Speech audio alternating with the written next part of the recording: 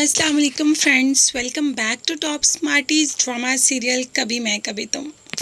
मुस्तफ़ा और शर्जीना जिनके पास कुछ भी नहीं, मगर फिर भी वो अपनी लाइफ में बहुत ज़्यादा खुश नज़र आते हैं हमें, जबकि रुबाब और अदील जिनके पास दुनिया की हर नेमत मौजूद है, फिर भी अदील हमें खुश नज़र नहीं आता, क्योंकि रुबाब को शुरू से ही शौक़ है हुक्मरानी का, और अब वो अपने शौहर के साथ भी बिल्कुल ऐसे ही बिहेव करती है। बिल्कुल अदील को ऐसे ही ट्रीट करती है जैसे कि कोई उसका मुलाजिम हो।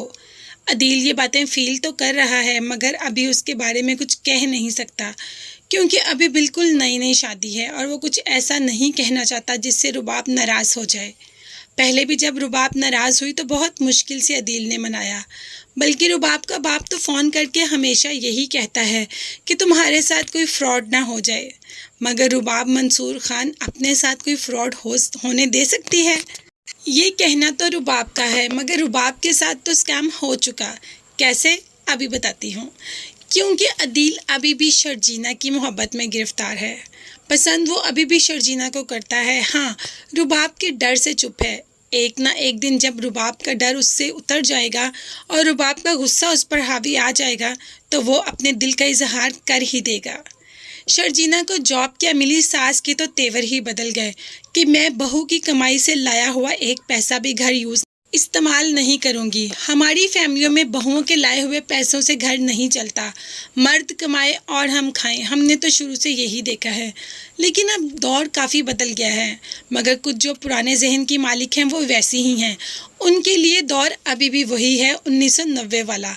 बस तो सास भी कुछ ऐसा ही सोचती है, मगर यहाँ पर मुस्तफ़ा कुछ करने वाला है नहीं।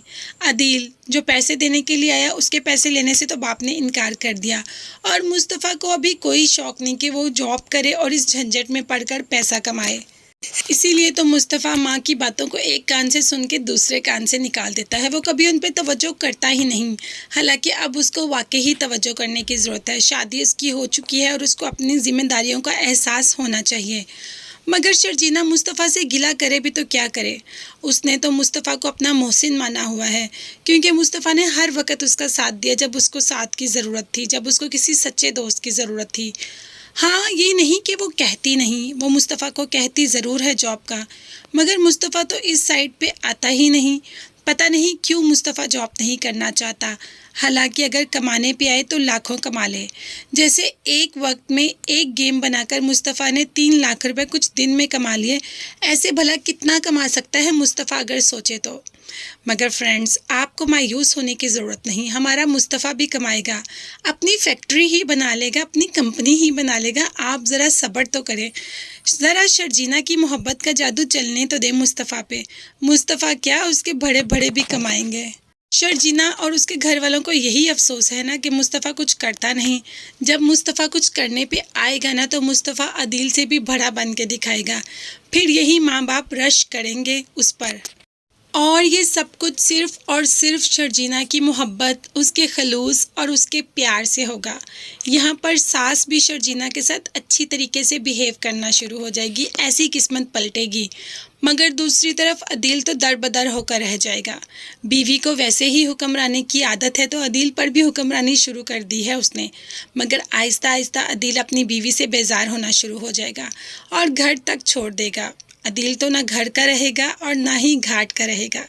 मगर यहाँ पर हमारे मुस्तफ़ा की किस्मत शर्जीना के आने से बहुत चमक जाएगी।